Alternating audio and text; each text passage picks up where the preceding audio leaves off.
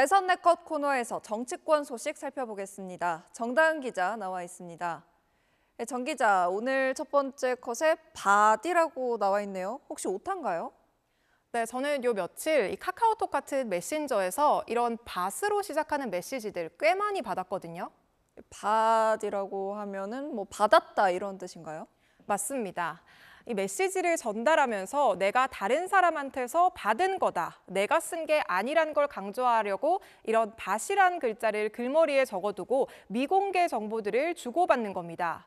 어제 국민의힘에선 대선 경선 후보 8명 가운데 4명까지 뽑는 2차 경선의 결과가 발표됐죠.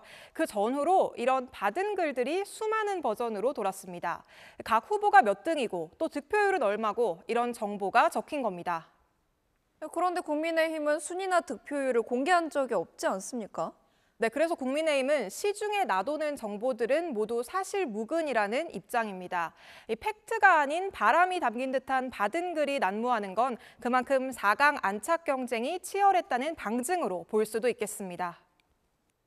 그렇군요. 다음은 한덕수 대통령 권한대행이 군인들을 만났네요.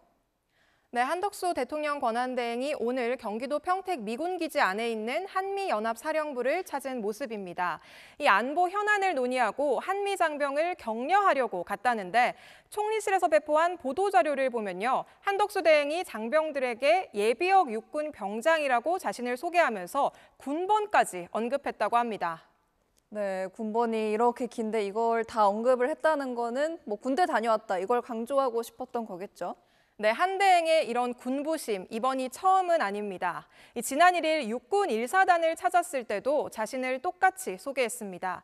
하지만 요즘 이른바 한대행 대선 차출론이 불거진 상태라서 정치권에선 민감한 반응도 나왔는데요. 민주당은 논평을 통해서 미군 기지 방문은 명백히 의도가 있는 대권 행보라면서 차라리 대선 무소속 예비후보 한덕수라고 솔직하게 소개하라고 꼬집기도 했습니다. 네, 다음 컷은 민주당 대선 경선 후보들 모습이네요. 네, 지난주 토요일 민주당 충청권 대선 경선의 한 장면인데요. 이재명 후보와 다른 두 후보의 차이점 뭔지 아시겠나요? 어깨띠가 좀 다른 것 같습니다. 네, 다른 후보들은 모두 파란색인데 이 후보가 두른 어깨띠의 아래쪽엔 이렇게 빨간 삼각형이 자리 잡고 있죠. 이 어깨띠뿐 아니라 이 후보 캠프의 각종 홍보물이나 SNS 사진에도 이 빨간 삼각형이 눈에 띄었습니다. 그런데 원래 민주당 생각했을 때 바로 떠오르는 색은 아니잖아요. 네, 민주당의 상징색은 원래 파란색이죠. 이 반면 빨간색은 국민의힘의 상징색이잖아요. 근데 민주당에선 그동안 당 홍보물 등의 빨간색은 굳이 쓰지 않는 편이었습니다. 이 후보 측에 물어봤더니 어깨띠에 빨간색을 쓴 건 파란색의 민주당에 갇히지 않고 더 크고 넓은 대한민국을 포함하겠다는 의미라고 답했습니다. 어깨띠에도 중도 확장 전략을 담았다는 얘기입니다.